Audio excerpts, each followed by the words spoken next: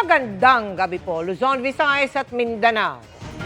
6 na buwang sinuspindi si Senate Sergeant at Arms Mau Aplasca kaugnay ng putukan sa Senado nitong Miyerkules. Ipinataw yan ng Ombudsman simula ngayong araw dahil si Aplasca ang unang nagpaputok bilang warning shot umano. Iniimbestigahan din sina Senador Jinggoy Estrada at Senador Robin Padilla kaugnay ng pag-alis sa Senado ni Senador Bato de la Rosa. Tanong ng Ombudsman, gawain ba ng senador na tumakbo sa batas? Nakatutok si Joseph Moro.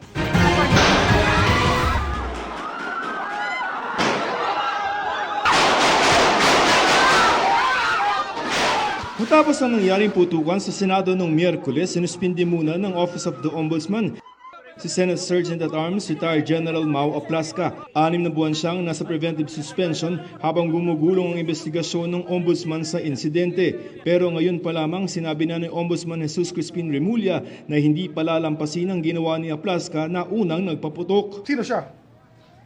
Anong karapatan niyang gawin yun? Diba? Mas mataas ka sa law enforcement. Sino ka? Not even the president will do that. When you try to be above the law, then you have a problem.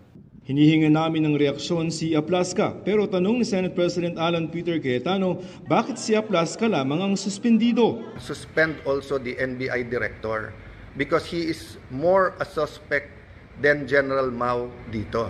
Sa kwento kasi ni Aplasca, nagpaputok siya ng warning shot sa mga NBI agents dahil hindi umuno sumunod sa kanyang direktiba na ibaba ang kanilang mga armas. Paliwanag ng Ombudsman, hindi naman parusa kay Aplasca ang suspensyon.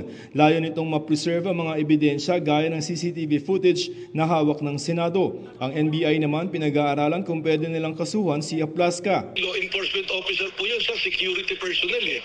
Siya pa yung magpapababa ng baril. Baliktad po, dapat siya yung nagbaba ng baril dahil nagpakilalang security personnel yan. At umaga pa lang, alam niyang nandun po ang NBI. Pinag-aaralan po namin yan in consultation po with the Department of Justice. Sabi naman ni mamamayang Liberal Party List Representative Leila de Lima, dapat mag-resign si Aplasca o kaya ay alisin sa pwesto dahil sa aniyay pagiging trigger-happy nito.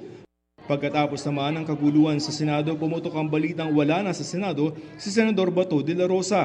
Iniimbestigahan rin ng Ombudsman kung palabas lamang ang nangyari sa Senado. There are allegations na ito ay ginawang moro-moro, scripted. Tingnan natin kung scripted ito.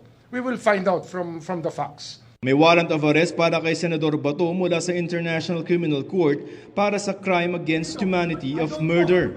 Sabihin mo, kung wala ka talagang kasalanan, harapin mo. Anong klaseng tao yan? Di ba? Ganyan ba dapat maging senador natin? Yung tumatakbo sa batas? Is that the hero we want to portray? Flight is indication of guilt.